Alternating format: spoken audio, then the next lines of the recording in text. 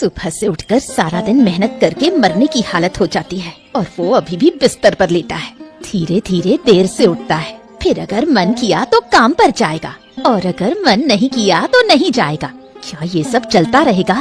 मैं तो अब तंग आ गई हूँ। जिंदगी में कभी कुछ नहीं पाया, किसी तरह एक पति मिला है और मेरी जिंदगी चल रही है। ओ, सो रहे हो क्या? क्या तुम पूरा दिन इसी तरह सोते रहोगे? हाँ हाँ, क्या हो गया? क्या बात है? क्या हुआ बीबी?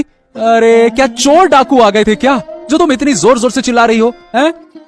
मैं चिल्लाऊं नहीं तो क्या करूं? सुबह का ध्यान था तुम्हें, बस एक ही खेत में लेटे रहते हो। अब जाओ और उस खेत में काम करो। जा रहा हूँ बीबी, जा रहा हूँ। पूरा दिन तो वहीं बिताना होगा, थोड़ा और सोने दो ना। तुम कुछ तब तक खा पी लो। मैं तुम्हारी सेवा नहीं करूंगी, जरूरत हो तो खुद कर लो। मैं पूरे जीवन तुम्हारी नौकरानी बनने के लिए तैयार नहीं हूँ। अरे सुबह सुबह तुम्हारा मूड खराब रहता है क्या? फिर सारा दिन झगड़ा करती रहती हो, kit kit kit kit kit kit. हैं? तुम मेरे लिए क्या करते हो जो मुझे तुम्हारे साथ मीठे शब्दों में बात करनी चाहिए? कभी मुझे एक अच्छा कपड़ा गहना तो दिया नहीं। जिनके पास कुछ करने की ताकत नहीं होती वो सम्मान के लायक नहीं होते। सुबह से सिर्फ तुम्हारी सुननी पड़ती है। अरे ठीक है बीबी, ठीक है। क्या मैंने तुम्हारे कोई शौक पूरे नहीं किए क्या? हैं? हाँ, साड़ी गहने नहीं दिए हैं, लेकिन जो भी दिया है तुम्हें वो कम नहीं है। क्या दिया है तुमने? एक घर तो दिया है, लेकिन उसे पक्का नहीं कर सके। बारिश में छत से पानी टपकता है। रसोई का जो हाल है उसमें खाना बनाना भी मुश्किल हो जाता है। फिर भी मैं तुम्हारे लिए सब सहन करती रही, अब नहीं सह सकती। अच्छा, तो अब क्या करोगी तुम? बोलो। अब जो मैं चाहूँ वो मुझे चाहिए, नहीं तो मैं खाना नहीं बनाऊंगी। खुद खाना बनाओ और खाओ। हाँ ठीक है बीवी, ठीक है ठीक है ठीक है। जब तक मैं कुछ कर न सकूं तब तक अब मैं इस घर में कदम नहीं रखूंगा, देखना तुम। हाँ, घर में नहीं आओगे तो कहाँ जाओगे? अरे जहाँ मेरी नजर जाएगी वहाँ मैं जाऊंगा, लेकिन इस घर में कभी लौट के नहीं आऊंगा। जा रहा हूँ, मैं जा रहा हूँ। हाँ सुनो, मुझे तुमसे कुछ बात करनी है, अगर बुरा ना लगे तो। हाँ हाँ बिल्कुल बिल्कुल, जो कहना है कहो, लेकिन बीवी कोई बकवास बातें मत करना, मैं पसंद नहीं करूँगा। साफ साफ बता रहा हूँ, पहले ही बता रहा हूँ। जो भी कहोगी सोच समझ कर कहना, ठीक है ना? हमारी मोहल्ले की पायल, जहीर की पत्नी, वो जो है ना, घाट पर बर्तन धोते वक्त उसका पैर फिसल गया और उसका पैर टूट गया। मैं सोच रही थी अगर हम कुछ पैसों से उसकी मदद कर दें तो अच्छा होगा। अरे ये तुम क्या कह रही हो बीवी? क्या तुम्हें जहीर के बारे में याद नहीं है क्या? देखो, जब मैंने व्यापार शुरू करने की सोची थी तो वो आदमी कितना परेशान करता था, भूल गई हो क्या? सबके सामने मुझे अपमानित किया था। क्या तुम ये सब कुछ भूल गई हो? बोलो, भूल गई हो तो बोलो, मैं याद दिला देता हूँ। अब वो जाकर मजदूरी कर रहा है और उसकी पत्नी का पैर टूट गया है, तो क्या हम उसकी मदद करें? हैं? सुनो, अगर वो लोग बुरे हैं तो इसका मतलब ये नहीं कि हम भी बुरे हो जाएं। हमें तो दूसरों की मदद करनी चाहिए, खासकर उनकी जो मुश्किल में है। अगर हम इस वक्त मदद नहीं करेंगे तो कब करेंगे? है, पता नहीं, मैं तो बिल्कुल नहीं समझता कि तुम्हारा दिल इतना अच्छा कैसे है। अरे जो लोग तुम्हारे पीछे तुम्हारी हंसी उड़ाते हैं, तुम उन्हीं लोगों के दुख में खड़ी हो जाती हो। और क्या इस गांव के लोगों को कोई शिक्षा नहीं है? वो तुम्हारे बारे में बातें करते रहते हैं, तुम्हें पता भी नहीं है। मुझे पता है लोग क्या कहते हैं। वो कहते हैं कि मैं भोली हूँ। हाँ बीबी, वो यही कहते हैं। दरअसल हमारा अच्छा होना उन्हें नहीं भाता है। तुम्हारा अच्छा दिल उनके लिए एक समस्या है, समस्या। अरे वो बस बेमानी बातें करने में लगे रहते हैं। हाँ। वो जो कहते हैं कहने दो, हमें तो किसी का कुछ नहीं सुनना चाहिए, हमें बस सही काम करना चाहिए। हाँ ठीक है बीबी, ठीक है, तुम जो कहोगी वही होगा। मैंने आज तक तुम्हें किसी भी चीज को करने से रोकने की कोशिश की है क्या? नहीं की ना, और ना ही करूँगा। तुम्हारी जैसी पत्नी मिलना मेरे लिए सौभाग्य की बात है। तुम एक काम करो, जाओ पायल को मदद दे आओ, मुझे कोई एतराज नहीं है, ठीक है? और हाँ, अगर कुछ बाहर ले जाना पड़े तो मुझे बताना, मैं इंतजाम कर दूंगा, ठीक है ना? ठीक है, तुम खाओ। बात करते करते खाना ठंडा हो गया। बुआ, मेरे पैर में बहुत दर्द हो रहा है। थोड़ा दर्द तो होगा बेटा, पैर टूट गया है ना, ये दर्द तो जल्दी ठीक नहीं होगा। मुझे आयुर्वेदिक इलाज करने दो, थोड़ा सहन करो बेटा, नहीं तो ये दर्द जीवन भर रहेगा। तुम्हें पूरे जीवन के लिए ऐसे ही बैठना होगा। अब हर दिन आकर तुम्हारे पैर की देखभाल करना मेरी जिम्मेदारी है। लेकिन बुआ, आप मेरे लिए इतनी मेहनत कर रही हैं, मेरे पास आपको देने के लिए कुछ नहीं है। मैं आपको क्या कहकर धन्यवाद दूं बुआ? धन्यवाद देने की जरूरत नहीं बेटा, ये मेरा कर्तव्य है। तू मेरे गांव की बहन है। क्या तुम ऐसे ही दर्द में तड़पती रहोगी? तुम्हारा पूरा जीवन बाकी है। तुम्हारे पति को इस बात की खबर है क्या? उन्हें क्या खबर भेजूं बुआ? वो तो बाहर रहते हैं, और अगर खबर भेज भी दूं तो वो क्या काम छोड़कर यहाँ आ जाएंगे? ये सोचना भी बेकार है। हाँ बेटा, बाहर काम करने का यही नुकसान है। हमारे गांव में तो बहुत काम था। समीर ने अपना कारखाना खोल लिया था, वो वहाँ काम ले सकता था, लेकिन उसने ऐसा नहीं किया। तुम्हें यहाँ अकेले छोड़कर नहीं जाया जा सकता। तुम्हारे खाने पीने का बंदोबस्त करना होगा। जब तक तुम्हारा पैर ठीक ना हो जाए, कोई दूसरा उपाय सोचना पड़ेगा। क्या उपाय मिलेगा बुआ? मेरे पास तो कोई नहीं है। रिश्तेदार भी आएंगे ऐसी उम्मीद नहीं है। उनके भी अपने घर परिवार है। मैं तो बिल्कुल अकेली हूँ बुआ। ओ बुआ, आप यहाँ हैं? अच्छा हुआ। पायल, तुम कैसी हो? तुम गिर गई, मुझे पता चला। पैर में बहुत चोट लगी है दीदी। पैर का हाल बिल्कुल ठीक नहीं है। मैंने आयुर्वेदिक इलाज कर दिया है, जल्दी ठीक हो जाएगा। हाँ पायल बहन, तुम अच्छी तरह आराम करो। तुम्हारा ठीक होना बहुत जरूरी है। लेकिन तुम गिरी कैसे, ये तो बताओ। मैं गंदे बर्तन धोने आई थी, लेकिन घाट के पत्थर काई से ढके हुए थे। मुझे पता नहीं चला, पैर फिसलकर घाट पर गिर गई। पैर सीधे शाने से टकराया, फिर ये हालत हो गई। ओहो, एक छोटी सी लापरवाही के कारण ये हो गया। सुनो, तुम्हारे पति ने कहा है कि अगर तुम्हें किसी चीज की जरूरत हो तो मुझे बताना। दीदी, आप जो इस समय मेरे पास खड़ी हैं, वही मुझे बहुत खुशी दे रहा है। मुझे और किसी चीज की जरूरत नहीं है। जरूरत नहीं कहोगी तो नहीं सुनूंगी बहन। तुम्हारा पैर टूटा है, अब तुम्हारी देखभाल करने के लिए किसी को तो रखना पड़ेगा। अरे बुआ, आप तो अकेली हैं और आपको ये आयुर्वेदिक चीजें आती हैं। अगर आप कुछ दिन पायल के पास रहकर उसकी देखभाल करें तो कोई परेशानी होगी आपको? मुझे कोई परेशानी नहीं है बेटा, मैं पायल की पूरी देखभाल करूंगी, लेकिन मेरे पास ज्यादा पैसे नहीं हैं। इसके बारे में आपको चिंता करने की जरूरत नहीं बुआ। सभी दवाइयों का इंतजाम मैं कर दूंगी। आपको जो भी चीज चाहिए बस मुझे बता देना। मैं हर दिन जाकर चीजें दे जाऊंगी और तुम्हारा हालचाल भी ले लूंगी। पायल बहन, तुम बुरा मत मानना। मैं तुम्हारे पास रह सकती थी, लेकिन तुम समझ सकती हो कि मेरे पति को व्यापार के कामों के लिए जाना पड़ता है, इसलिए मुझे पहले से खाना और अन्य काम करने पड़ते हैं। दीदी, आप जो कर रही हैं वो कोई और नहीं करेगा। जिनसे मैं घाट पर बैठकर बातें करती थी, वो एक बार भी मेरी स्थिति को जानने नहीं आए। जैसे ही सुना कि मेरा पैर टूट गया है, तुरंत दूर हो गए। ये सब छोड़ो पायल बहन, सभी लोग एक जैसे नहीं होते। नहीं दीदी, आज मुझे बोलने दो। वो लोग दिन रात आपके पीछे बात करते रहते हैं। आपकी इस अच्छाई को वो पागलपन कहते हैं धनी पति की मूर्ख पत्नी। सच कहूँ तो मैं भी उनके साथ मिलकर यही सब कहती थी, लेकिन आज जब मैं खुद मुसीबत में हूँ तो मुझे समझ में आ रहा है कि कौन अपना है और कौन पराया। अब से अगर किसी ने आपको मूर्ख कहा तो हम सहन नहीं करेंगे। तुम शांत रहो पायल, जो लोग जो कह रहे हैं उन्हें कहने दो। उनकी बातों से मुझे कोई फर्क नहीं पड़ता।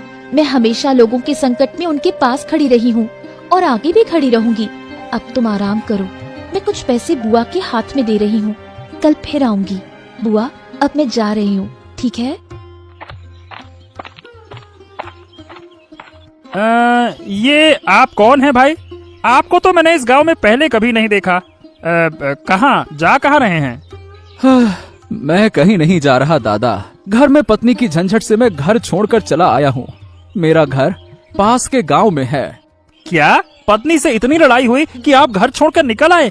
क्या बात कर रहे हो? ये क्या मामला है भाई? अरे क्या बताऊं दादा, मेरी पत्नी बहुत लालची है। हमेशा कुछ न कुछ मांगती रहती है और मुझे व्यस्त कर देती है। मुझ में अपनी हैसियत के अनुसार उसे चीजें देने की शक्ति नहीं है। तो वो मुझे दिन रात ताने देती है, कोसती है, ऐसा वैसा, ये वो ये ऐसा वैसा। इसीलिए मैं गुस्से में घर छोड़कर चला आया। अच्छा, लेकिन घर छोड़कर जाना ये तो कोई उपाय नहीं हुआ। ये बताओ, आप काम काम क्या करते हो? हाँ, मेरे पास एक छोटा सा खेत है, वहीं खेती करके अपना घर चलाता हूँ।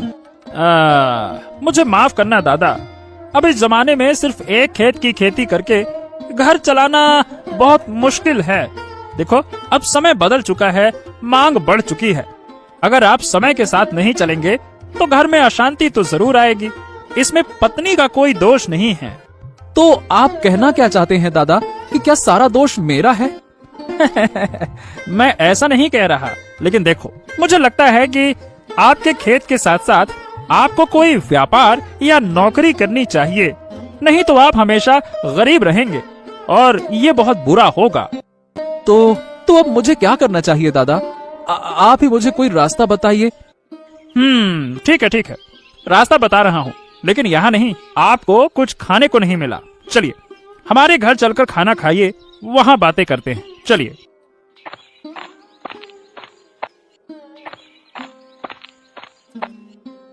खबर सुनी है, पायल गिरकर पैर तोड़ चुकी है। क्या तुम एक बार हाल पूछने नहीं जाओगी? तुम तो पागल हो गई हो क्या रत्ना? इस समय कोई जाकर हालचाल पूछता है क्या? 2-4 दिन बाद चलेंगे, तब जाकर थोड़ी बातें करेंगे, पर अभी इस वक्त जाना बिल्कुल ठीक नहीं है। सही कहा, अगर अभी गए तो हमारे लिए भी मुश्किल हो जाएगी। वो हमसे कुछ न कुछ मांगने लगेगी, पैसे की मदद, कुछ और। नहीं, हम ऐसा नहीं कर सकते। सुना है नीलिमा आज पायल से मिलने गई थी। वो तो अमीर घर की मूर्ख बहू है, वो जैसा करेगी वैसा करना। चली जाए मिलने, फिर देखेगी कि असलियत क्या है। वैसे वो बड़े लोग हैं, इस वक्त तो उन्हें किसी को पैसे से मदद करने में कोई परेशानी नहीं होनी चाहिए, लेकिन फिर भी पायल से मिलने जाना इस समय मूर्खता ही लगेगी। क्या करें, वो तो गरीब है, ऐसे लोगों को हमेशा कुछ न कुछ चाहिए ही होता है। सही कहा तुमने, मेरे पति ने तो मुझे मना कर दिया है पायल के घर जाने से, और अगर गई भी तो गरीबों जैसा दिखाकर 2 शब्द सहानुभूति के बोलकर जल्दी से वापस आ जाएंगे। जब हम दोनों जाएं तो साथ में जाएंगे। अच्छा, अब चलो पानी ले चलते हैं, खाना बनाने का वक्त हो गया है। हाँ, तो घर वाली ये बताओ कि पायल कैसी है? उसके पैर की हालत क्या वाकई बहुत खराब है क्या?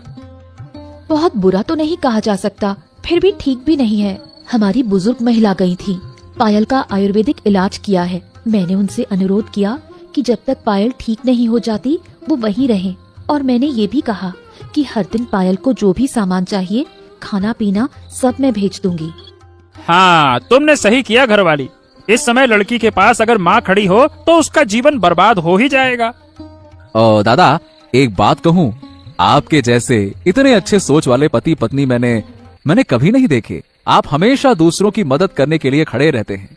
सच में हम आपके साथ जुड़कर बहुत खुश हैं।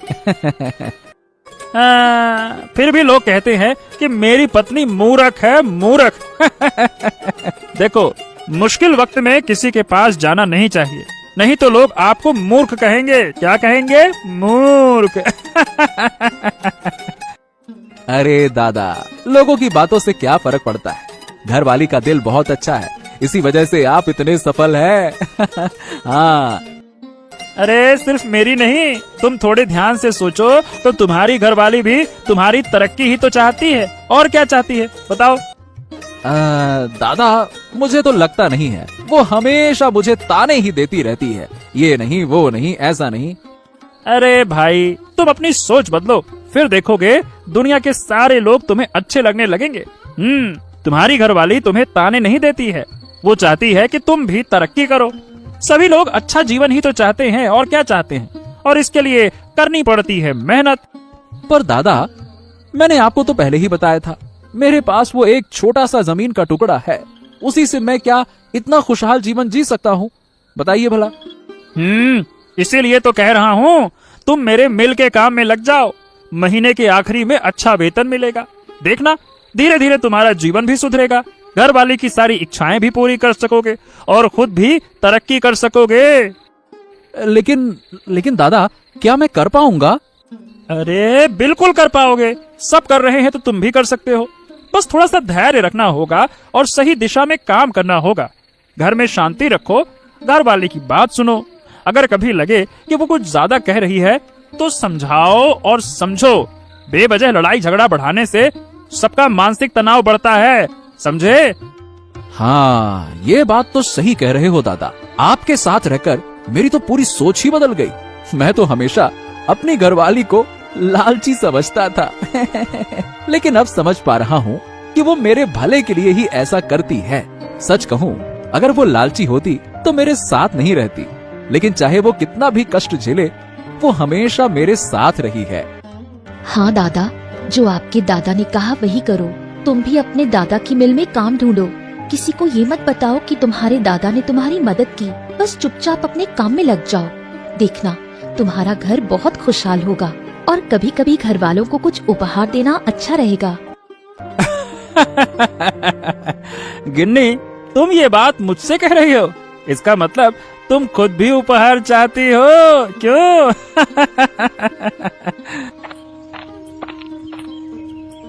तुम कहाँ गए थे? पूरे दिन घर नहीं लौटे। मैं तो चिंता करते करते बीमार हो गई थी। अरे ओ घर वाली, चिंता किस बात की? अब से मैं हर शाम इसी वक्त घर लौटूंगा। हाँ। क्या हुआ? क्या तुम मुझसे नाराज हो गए? अरे नहीं गिन्नी, नाराज नहीं। बगल के गांव में एक मिल में नौकरी मिल गई है। देखो, इस खुशी में तुम्हारे लिए साड़ी और मिठाई लाया हूँ। हाँ। क्या तुम सच कह रहे हो? अरे घर वाली, अब तुमसे क्यों झूठ बोलूं? कल सुबह जल्दी उठकर खाना बना देना, मुझे काम पर जाना है। हाँ। लेकिन अचानक इतना कुछ कैसे हो गया? तुम्हारी सोच में इतना बदलाव? कुछ खास नहीं हुआ, बस मेरी सोच बदल गई, ऐसा समझो। इसका मतलब? इसका मतलब ये है कि मैं तुम्हें खाना खाते हुए समझाऊंगा। बस इतना समझ लो। लालची और मूर्ख, इन दोनों शब्दों का गहरा मतलब है। अगर सोच बदली जा सकती है तो जैसे एक मूर्ख पत्नी अपने पति की तरक्की चाहती है, वैसे ही एक लालची पत्नी भी अपने पति की तरक्की चाहती है। ये समझे बिना कोई रास्ता नहीं है। तो इनमें से मैं कौन सी हूँ? समझदार पत्नी या मूर्ख पत्नी? पहले वाली।